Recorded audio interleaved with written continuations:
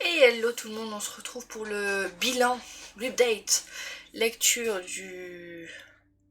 Attendez 2 secondes. Voilà, du Punky Upton Challenge 2023. Alors, on va commencer doucement par les menus, vite fait. Il y a des livres que je vous ai déjà parlé du coup au mois d'octobre et au mois de septembre, déjà lus. Si c'est des sagas, tout ça, j'en parlerai vite fait puisqu'il y aura une vidéo dédiée. Mais on va commencer du coup avec un livre que j'ai oublié de vous présenter en septembre du coup, il me semble. Parce que je l'ai relu en septembre mais je l'ai pas remis sur Livre Addict parce que je l'avais déjà lu, je n'avais pas le renoté tout ça. Donc le premier pour Viens flotter avec nous, horreur, thriller, clown, épouvante, fantastique, rouge. Alors la couverture est rouge, c'est de l'horreur thriller on va dire, de l'épouvante, du fantastique aussi. Il n'y a juste pas de clown, sinon tout le reste est dedans. J'avais relu L'appel de Cthulhu par Gutanabe et des chefs-d'œuvre de Lovecraft. Je vous montre quelques petits dessins. Et du coup on va suivre un jeune homme qui va retrouver des carnets de son grand-père dans lequel il va découvrir deux choses qui vont l'emmener à Cthulhu. Il va se demander si son grand-père était fou ou pas. Je confonds pas avec l'autre que j'ai lu, j'espère. J'en ai lu 2. Donc, du coup, je vous montre quelques images. Et du coup, on suit du coup le mythe du Cthulhu, mais en version manga. Je sais qu'ils existent aussi en version BD. Vous avez des magnifiques doubles pages comme ça aussi. Je vous mets le petit résumé.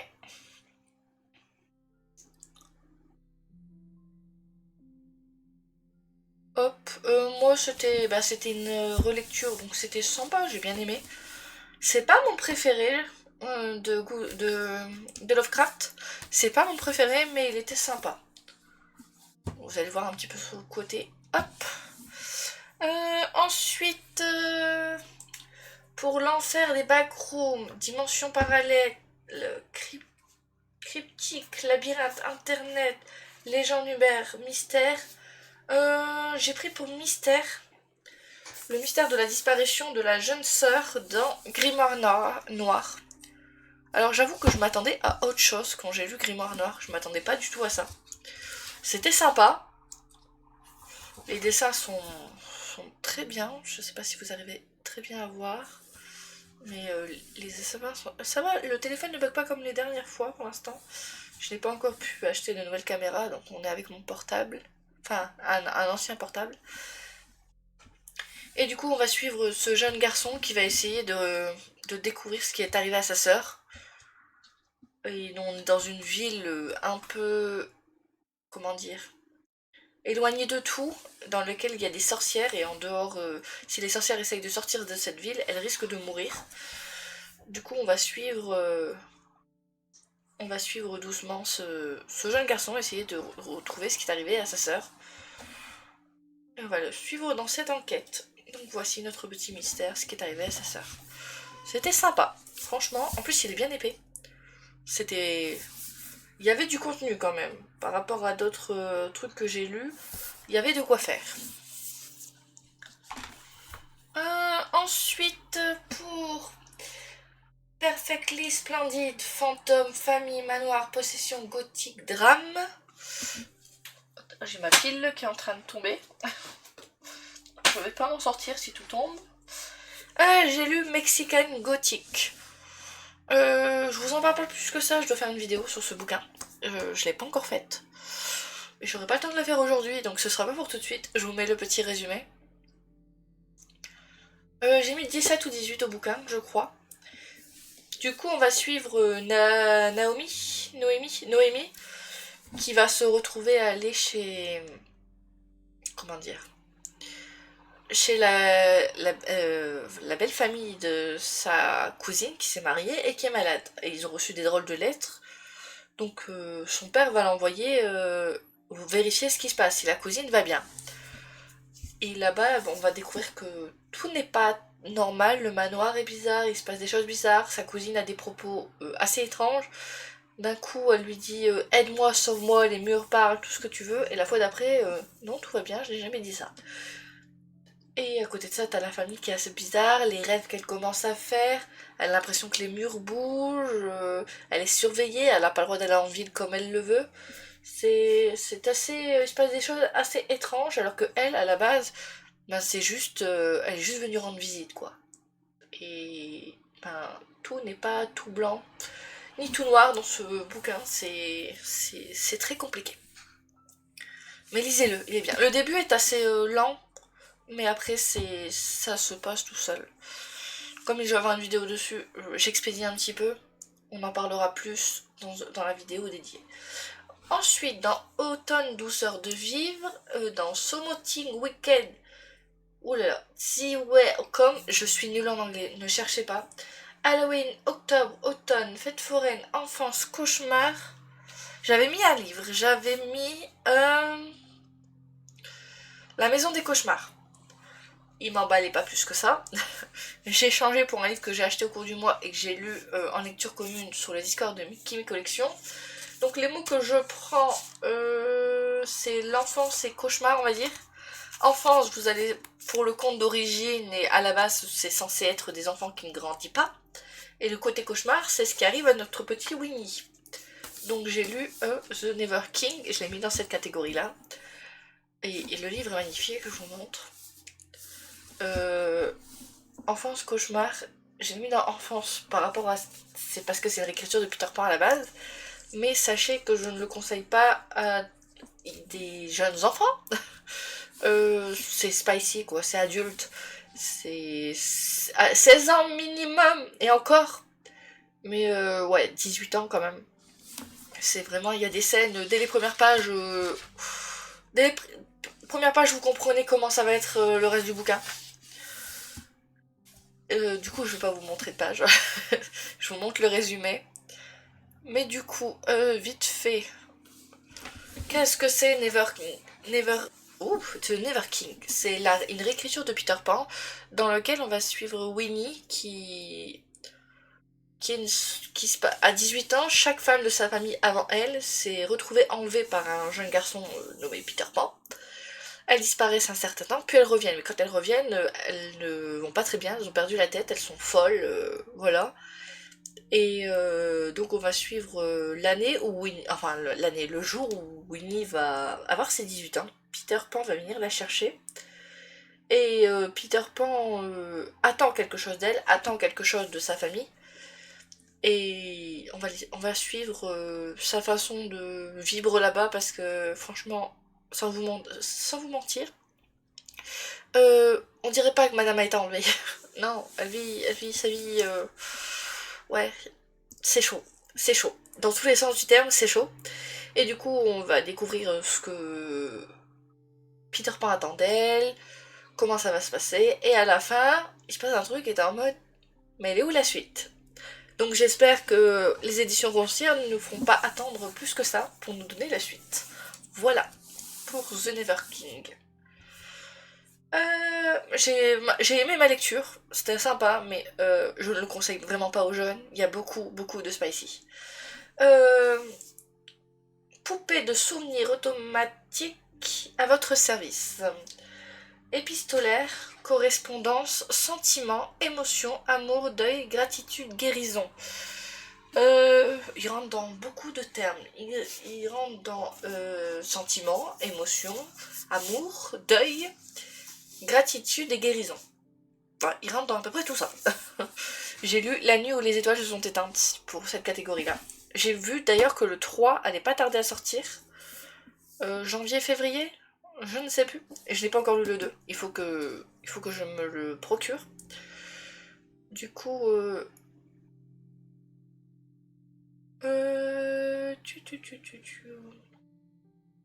ah, du coup, le petit résumé, oui. Du coup, on va suivre notre petit film, je crois, qui va devoir aller vivre chez son oncle parce que les familles d'accueil ne veulent plus de lui, il fait que des conneries, des bêtises, et sa mère est en prison.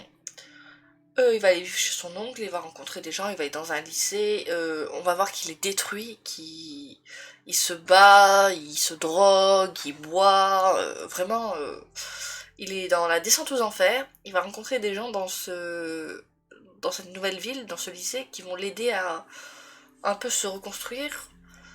Il va, il va se reconstruire doucement, il va réussir à refaire confiance. Avec son oncle, ça va pas être tout rose, mais son oncle va être là pour lui, il va essayer de l'aider, même si c'est un peu compliqué. J'essaye de mettre bien face à la caméra parce que j'ai une barre bleue depuis tout à l'heure qui arrête pas d'apparaître. Vous la voyez pas, mais moi je la vois et elle me perturbe. Et on va voir aussi qu'autour de lui, ben, les gens ne le montrent pas forcément, mais ils sont aussi un peu brisés. Notamment une personne avec qui il va vraiment se rapprocher. Et à la fin, à un moment, notre personnage s'est reconstruit, il est prêt, il va partir, entre guillemets. Et il va recevoir un coup de téléphone. Et dans ce coup de téléphone, tu te demandes si... Est-ce qu'à cause de ce coup de téléphone, il va replonger ou est-ce que ça va bien se passer? Franchement, il y a une playlist aussi qui est recommandée que vous trouverez à la fin du bouquin. Oui, le jour où le soleil, machin. Là, vous avez une playlist recommandée pendant la lecture. Au début, je l'ai fait sans, et après, j'ai commencé à la faire un petit peu au milieu. Oui, c'est sympa, ça va bien avec le bouquin. Voilà, je l'ai lu au mois de septembre, je crois, donc j'ai pas tout en tête. Il faudrait que je note un petit peu plus. De toute façon, on en reparlera dans la vidéo dédiée à la saga. Mais il va falloir que je me relise un petit résumé spoilant, parce que je me souviens des grandes lignes, mais j'ai l'impression que les grandes lignes vous spoilent. Voilà. Sinon, c'était une bonne lecture. J'ai bien aimé cette petite lecture. Voilà. Vous les voyez qui montent sur le côté. Ensuite, pour la dame chouette des îles bouillonnantes. Sorcière, magie, malédiction, école, parcours, initiation, amitié. École, amitié, magie, sorcière. Qu'est-ce que j'ai pris qui rentre dans tout ça? Moi, j'avais pris le tome 6 d'Harry Potter et le prince de sang mêlé. Il me reste le 7 à lire que je comptais lire au décembre, mais pour finir, il n'est pas dans ma pile du Cold Winter Challenge, donc je verrai si j'ai le temps de le lire avant la fin de l'année, parce que j'aurais aimé finir Harry Potter, mais si c'est pas ça, je finirai en janvier. Donc tant pis, ça peut passer. Franchement, j'ai lu la moitié en papier, l'autre moitié en audio. Non, j'ai dû lire ça en audio. J'ai lu les derniers chapitres en audio, les 10 derniers chapitres en audio. Je ne sais plus. L'audio est bien. J'avoue que le précédent, j'ai pas réussi à rentrer dedans, mais dans celui-ci, l'audio était très bien. Donc, c'est toujours Harry. Je sais pas trop quoi vous dire. On perd des personnages. Un personnage que j'aimais beaucoup, qui nous quitte dans ce bouquin. Là, à partir de là, tu vois que ça va changer un petit peu. Et il me semble que c'est à partir de là où on n'est plus vraiment dans Poudlard. Par rapport au film, je dis ça parce que je n'ai pas lu les bouquins. C'est la première fois que j'ai lu les bouquins, donc à voir si c'est vraiment ça. Mais ouais, j'aimerais bien que le 7 il y passe, donc je vais quand même essayer de le faire passer au mois de décembre. Mais voilà, c'était toujours une très bonne lecture. J'avoue que celui-ci m'a donné encore plus envie de revoir les films. C'est un truc de fou. Mais je veux d'abord finir les livres. Avant de me relancer dans les films, je veux finir les livres. Voilà pour cette catégorie. Ensuite, la loi fondamentale de l'échange équivalent. Alors. Oulala. Partager une lecture commune, un film ou un jeu. Ah oui, j'étais en mode ouf, j'ai mis quoi là-dedans? Mais oui, j'ai lu en lecture commune avec mon copain du coup. La couleur tombée du ciel. Donc encore un Gutanabe, les chefs-d'œuvre de Lovecraft. Je vous montre quelques pages.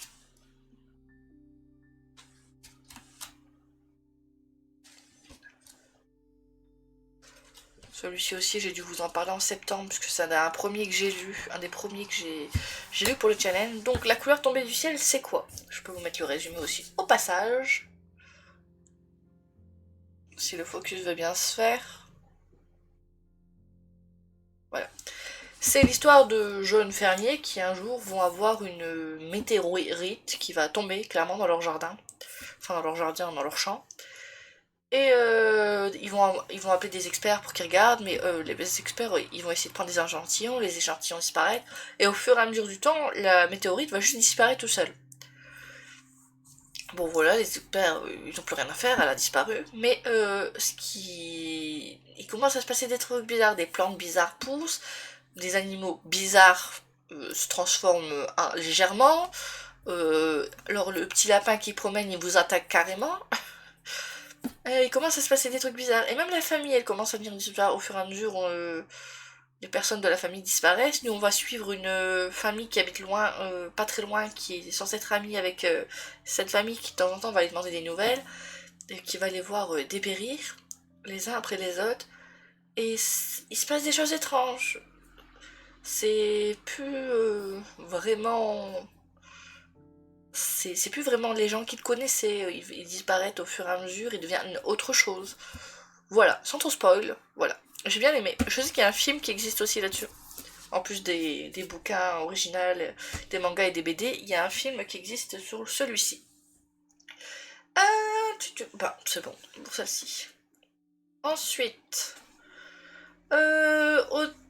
automne des bois. Je l'ai passé parce que je vous en ai déjà passé en septembre. Je vous en ai parlé en septembre. Regardez la vidéo de septembre si vous voulez.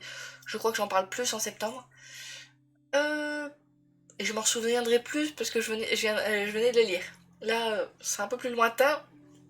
J'ai le hockey, excusez-moi, et j'ai lu beaucoup de choses depuis.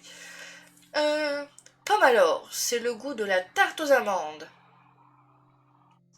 Animaux mémoire, ah c'est là où j'ai changé le bouquin. Intergénérationnel, thé, gourmandise, altruisme. Non, c'est pas là. Si, c'est là. Tendresse, aide et guide. Oh bon, ça, il y a beaucoup de trucs il y a de l'aide, il y a du guide, il y a des animaux. Il y a de la mémoire, puisqu'on fait des flashbacks aussi. T'es gourmandise, non pas trop. Altruisme, peut-être. Intergénérationnel aussi, vu que dans une maison, t'as la grand-mère, la mère et la fille. Et c'est défaillé, donc ils ont une longue vie. J'ai mis la maison aux ailes déployées. À la base, j'avais mis Demain les chiens. Mais comme j'ai lu un autre titre de l'auteur pour ce challenge, et j'ai trouvé ça, ça a un rythme assez plat, assez lent. Et je pouvais pas, franchement, c'était trop lent pour moi. Donc du coup, j'ai demandé à mon copain qui m'avait prêté le livre, il m'a dit que ça va être à peu près le même style. Du coup, j'ai pris autre chose. Et j'ai pris les ailes, la maison aux ailes déployées, qui est le royaume des corbeaux du coup. Donc pour les animaux, il y a les corbeaux. Je vous mets le petit résumé. Hop. Donc du coup, on va suivre Fallon, qui est une... à la base, sans spoil, je vais vous dire ce qu'on nous dit au début, qui est une semi-humaine, donc elle est censée être à moitié humaine et à moitié fae. Et on va la suivre, donc... comment dire, elle travaille dans une taverne, tout ça, mais un jour il va se passer un truc, sa mère va lui dire un drôle de truc, et ça va être le nom d'une femme qui est censée être de l'autre côté. Elle va croire on va lui faire croire qu'elle n'est pas invitée au bal, du coup elle va se retrouver à aller à une fête qui se passe de l'autre côté. Là-bas elle va rencontrer une femme qui va lui donner pour mission de retrouver 5 corbeaux. Si elle retrouve ces 5 corbeaux, on lui dit qu'elle sera sur le trône. Elle en déduit qu'elle sera sur le trône avec le garçon qu'elle aime, donc le prince. Et du coup, on va la suivre dans ses aventures, à chercher ses corbeaux et à voir que... Bah, elle aussi apprécie des animaux. Il y a un truc qui se passe tout au début, par exemple, elle va tomber dans le lac où t'es censé avoir des millions de serpents. Et si tu tombes dedans, t'es censé être mort, sauf que le serpent, bah, il va pas lui faire du mal, il va la guérir. Et elle va un petit truc comme ça avec les animaux. Elle va communiquer avec certains et elle va réussir à se faire bien aimer d'autres, je sais pas comment expliquer ça. Et on va la suivre dans sa quête pour la recherche des corbeaux, qui est pas si simple que ça. Elle va avoir des péripéties et tout. Et j'ai hâte de voir le tome 2. J'ai peur aussi, parce que j'ai vu les notes en anglais, il est moins bien noté que le 1. Mais j'ai adoré le 1. Donc, à voir le 2. Dans celui-ci, on va dire... vous avez une ou deux scènes spacey. Faut que je vous le dise déjà. Mais dans celui-ci, c'est pas trop tourné par la romance, même s'il y a quelque chose, des petites bribes. c'est pas le point central du bouquin. Donc on verra le 2. Je m'attends à certains trucs par rapport à ce qui se passe au début du... à la fin du 1 plutôt. Et j'ai vraiment hâte d'avoir ce 2. Compliqué de vous en parler comme ça. Sans spoil. Quand j'ai bien aimé une lecture, je sais pas quoi vous dire pour pas vous spoil. Mais de toute façon, je crois qu'il y a 3 tomes et demi. Il y a un 3,5. Je crois qu'il y a certains tomes. Je crois c'est sur Booknote que j'ai vu ça, il me semble. Qu'il y avait plusieurs tomes. Si je ne confonds pas avec une autre saga. Voilà pour la maison aux ailes déployées. Mais c'est dur de vous parler de celle-là sans vous spoil. Du coup, légende de la hache noire, médiévale, chevaleresque, quête, épopée, illustrée, fantastique. Alors celui-ci, je l'ai fini pile le 3. Le challenge, j'ai fini c'est le 3. J'ai fini celui-ci pile le 3. Franchement, j'ai que à ce bouquin-là, il y avait une chance que je rate mon challenge. Donc j'ai mis la Duperie de Guenièvre, l'ascension de Camelot, livre 1. Je vous mets le petit résumé si j'arrive à viser.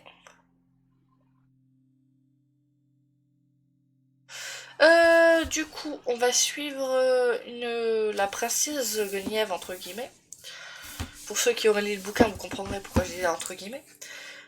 Qui va aller à Camelot pour protéger le roi Arthur. Le protéger des menaces qui pèsent sur lui. Et du coup, elle va commencer à faire des nœuds. Elle appelle ça des nœuds pour protéger tout ça. Comment dire? Et il va avoir des drôles de trucs. Sa mémoire, elle se souvient plus de qui elle était avant Camelot. Elle a beau réfléchir, elle ne se souvient pas de où elle était, qui elle était. Elle est censée être la fille de Merlin, mais elle ne se souvient pas qui s'occupait d'elle pendant que Merlin était avec Arthur. Il y a plein de secrets autour de la dame du lac, de Merlin. Arthur qui lui cache des choses, il sait des choses mais il lui le dit pas. Mordred m'a un peu eu. Dans tous les Camelot que j'ai eu, Mordred est un certain type de personnage. Il m'a eu un petit peu, mais à la fin on est revenu dans ce type de personnage, ça n'a pas trop changé de l'original. Mais ouais non j'ai bien aimé. Notre héroïne qui connaît ses faiblesses, qui sait à quel moment elle a besoin d'aide, elle a besoin de Merlin ou elle a besoin de Lancelot, des noms comme ça. Il y a des moments qui sont assez marrants, un moment avec un dragon, une vision qu'elle doit apporter. Non, c'était sympa. J'avoue que j'ai hâte de faire la vidéo de la trilogie pour pouvoir parler en spoil. Parce que là, je sais pas quoi dire sans spoil. Mais ouais, c'est vraiment, elle est là pour protéger, mais tout ne va pas se passer comme elle pensait que ça allait se passer. Il y a des choses qu'on lui cache et qui vont un peu déterminer le reste de son aventure. Voilà pour ce premier tome de la Duprée de Guenièvre. Ensuite, la mélodie infernale de la corne de chasse, monstre créature wyvern expédition aventure. J'avais hâte de lire, j'ai fini les 3 premières saisons et pour moi la saison 4 n'existera jamais. The Witcher, livre 1, le dernier vœu. Je vous mets le petit résumé pour ceux qui ne connaîtraient pas The Witcher. Moi j'appelle ça par épisode parce que dedans vous avez 6 histoires. C'est The Witcher, hein, ça continue et tout. Vous avez 6 histoires et vous avez des interludes d'une histoire. Vous avez une histoire, vous avez une interlude, une histoire, une interlude. Les interludes se continuent. C'est à chaque fois que vous avez une histoire entre deux, mais les interludes c'est la suite. C'est pas d'autres histoires, c'est la suite de chaque interlude. Ils appellent ça comment déjà? Ça doit être là. Attendez, t'es où? Un grain de vérité? Je ne sais plus. Je ne sais plus si c'est ça. Je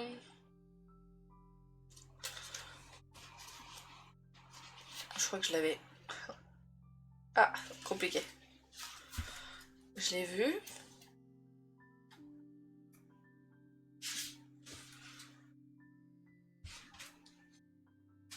La voie de la raison, voilà. La voie de la raison, c'est une continuité, mais vous avez des histoires entre deux.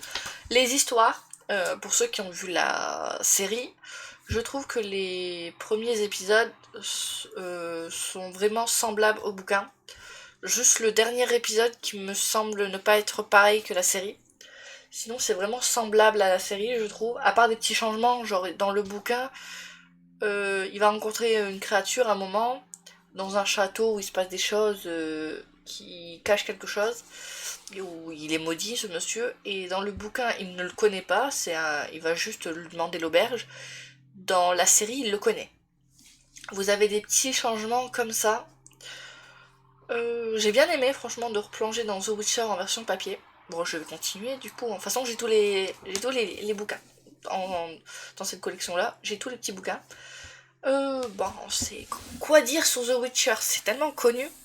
Mais du coup, on va suivre Gérald, notre Witcher, qui traverse le monde pour gagner sa croûte, quoi. Il va dans chaque ville et lui dit si vous voulez, je vous débarrasse de telle créature, telle chose, ou de telle malédiction, mais en échange, vous me payez pour vivre, quoi. Donc on va suivre Gérald, voilà, dans ses aventures. Et à côté de ça, vous avez des interludes où Gérald a été blessé, il est parti dans un endroit pour guérir. Et c'est comme dans la série d'ailleurs, c'est censé être le futur, ces passages-là. C'est censé être après tous les épisodes qu'on lit, je pense, parce qu'à ce moment-là, il a déjà rencontré Jennifer, alors que dans les épisodes, on ne la rencontre pas. Dans les épisodes, je parle du bouquin, j'appelle ça des épisodes, moi, dans les chapitres, on ne la rencontre pas.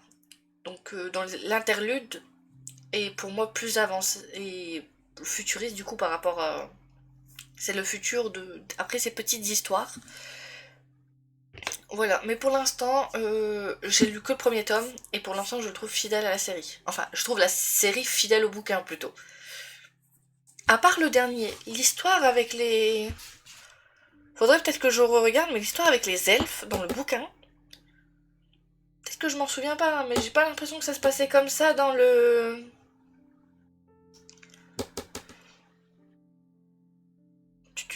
Dans la série. J'ai l'impression que cette histoire-là change un petit peu plus. Mais globalement, bah, c'était bien, c'était The Witcher. Et hâte de continuer ma petite histoire, ma petite aventure de The Witcher. Du coup, on passe à la suivante qui s'appelle Rocket Raccoon on the Run. Mutation, expérience scientifique, science-fiction, chasseur de primes, gardien galaxie. Ben, c'est là où je vous dis, j'ai pris un livre que j'ai trouvé assez plat, assez lent.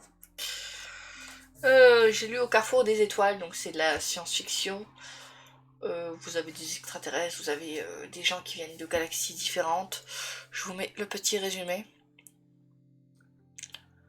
Et du coup, on va suivre l'histoire d'un homme qui va se faire surveiller parce que on trouve, comment dire, il ne vieillit pas. On s'aperçoit qu'on a l'impression qu'il ne vieillit pas. Du coup, on va commencer à le surveiller pour savoir qui il est. Est-ce que c'est le petit-fils? Pourquoi il ressemble autant au grand-père ou je sais pas quoi. Et du coup, on va suivre cette histoire, mais cet homme, un jour, il a rencontré quelqu'un qui lui a demandé de garder comment dire, pas une station spatiale, mais un truc qui fait que les extraterrestres viennent sur Terre par cette station, ils passent un petit moment et ils repartent. On lui a demandé de garder cette station et lorsqu'il est dans la station, il ne vieillit pas. Il y a une phrase dans le bouquin qui dit à chaque fois qu'il sort de la station, il vieillit 1 heure par jour. Donc en fait, il ne vieillit pratiquement pas. Et du coup, on va suivre ça et les gens qui sont autour de lui qui essayent de comprendre qui il est et pourquoi il n'a pas l'air de vieillir. Alors pour l'instant, je crois que au début, je vais rester au début. Au début, on pense que c'est lui l'extraterrestre, mais cet homme n'est pas un extraterrestre. C'est juste que la station fait qu'il ne vieillit pas. Mais il est seul, et ses seules compagnies, c'est les extraterrestres qu'il voit de temps en temps pour l'instant, ou le facteur qui lui donne son courrier depuis des années, puisqu'il est abonné à un certain journal. Même le journal, à un moment, il veut lui envoyer un message en lui disant je ne sais pas si vous êtes toujours la même personne ou le petit-fils, mais ça fait autant d'années que vous suivez notre journal, quoi, que vous êtes abonné à notre journal. Il y a des petits trucs comme ça, mais c'est assez lent et c'était pas le moment pour une lecture assez lente, aussi lente. Donc voilà, je le relirai peut-être pour un jour, mais là c'était trop lent. C'est pour ça que je n'ai pas lu de Maléchien du même auteur, que j'ai choisi autre chose. Parce que je ne pouvais pas. Une lecture aussi lente, c'était bon. Et j'ai failli faire une panne de lecture à cause de ce bouquin, parce que j'avais vraiment du mal à lire. Ça me donnait plus envie de lire. Ensuite, menu suivant. Automne rayonnant, du coup. Well, Alway, Finway, je ne sais pas le dire, désolé. Christophe, Farcette, singularité, diversité, inclusion, feel good. J'ai mis celui-ci.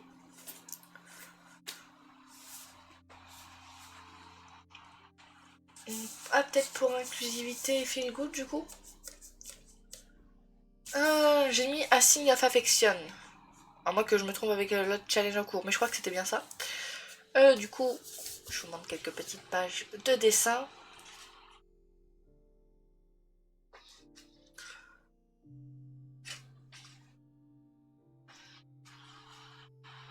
Donc on va suivre cette jeune fille qui est malentendante et qui va rencontrer ce garçon dans lequel ils vont développer des sentiments, une relation.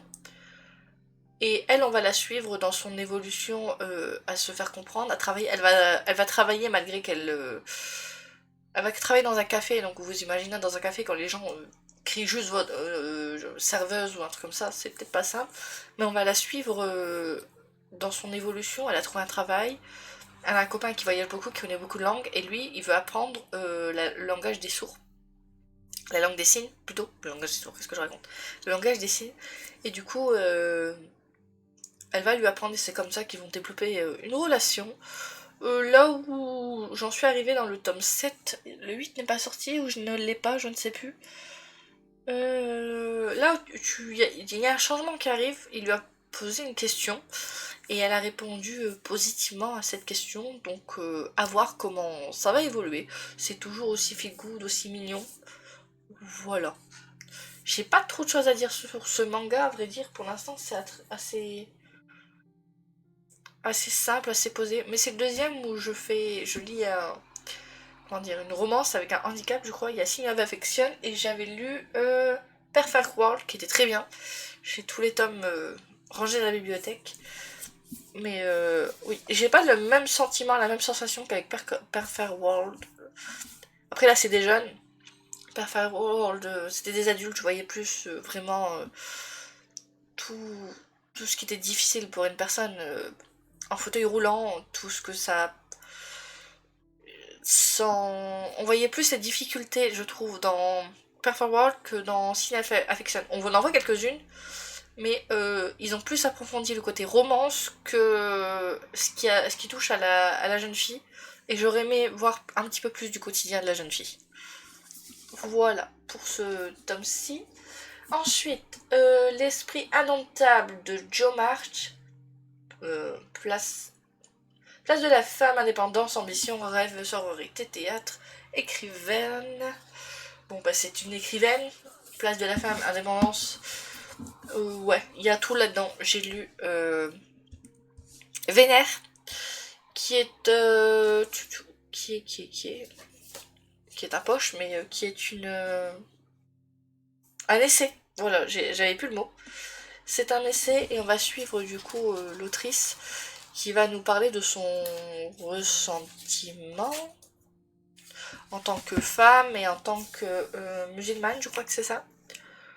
Du fait qu'elle porte le voile, tout ça, le regard de la société sur sur le fait d'être une femme musulmane et aussi seulement d'être une femme. Parce qu'il y a beaucoup de trucs en étant juste une femme, parce que je ne suis pas dans la même religion que l'autrice, je me suis reconnue dans certains trucs, mais dans d'autres non, vu que je ne les ai jamais vécus.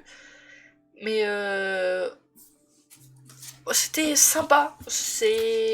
Après, je crois que je suis plus pour la fantasy, même si je retenterai des essais. J'ai commencé par un essai pas mal en vrai. Il est facile d'accès. Elle a un langage parfois assez... Elle le dit de façon dans une de ses pages au début, qu'elle a un langage assez vulgaire. Qu'est-ce qu'elle dit déjà? Non, c'est pas là. Elle le dit, ce livre est dédié aux harpies, aux grognonnes, aux ogresses, aux monstrueuses. Voilà, vous voyez cette page, elle le dit, qu'elle va pas mâcher ses mots, quoi. Et non, c'était sympa. Je sais pas quoi dire sur un essai. C'est compliqué, parce que c'est le ressentiment d'une personne, c'est sa vision de la vie à elle, et je vous invite à le lire. En vrai, vous pouvez le trouver en médiathèque ou quoi si vous voulez pas l'acheter, mais il existe en poche. Je crois il existe aussi en PDF. En PDF, oh, en e-book. Pourquoi je dis PDF pour e-book? Et voilà. Ça va, ça se lit assez vite en vrai. Et le bandeau est foutu. Ensuite, le dernier livre, je crois, si je ne dis pas de bêtises. Sioul Haroun Moren. Je suis nulle. Donc Irlande, petit peuple, mythes et légendes, celtes, nature et vert. En vrai, la couverture est un peu verte, mais je l'ai pris pour petit peuple, mythes et légendes, celtes.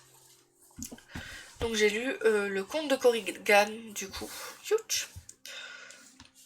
La BD est trop grande, elle rentre pas dans le cadre. Et celui-ci va parler principalement des sirènes.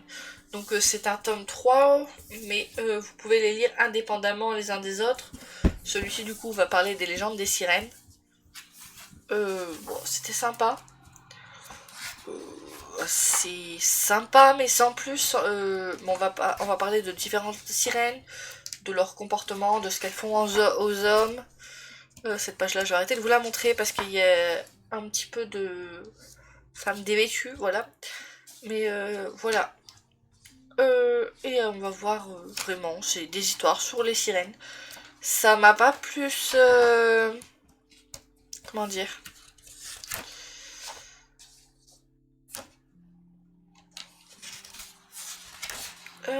J'en ai pas gardé plus souvenir que ça. Je sais que ça parlait de sirènes. Après, j'ai un petit peu oublié le reste. Mais voilà. En tout cas, voilà, c'est un challenge validé, même si j'ai dû changer de bouquin, parce que le bouquin que j'avais mis à l'origine ne me faisait plus envie. Mais j'ai échangé un bouquin de 150 pages contre un bouquin de 650 pages. J'avais un tout petit bouquin à lire, j'en ai pris un énorme. Oui, je me suis rajouté du challenge alors que j'étais à ça d'échouer quand même, vraiment à un doigt d'échouer. Il me restait ça, il me restait une semaine et j'ai changé de bouquin. Bon après, voilà. Merci à tous d'avoir regardé cette vidéo. On se retrouve bientôt pour un autre update, soit challenge, soit du mois. Allez, ciao!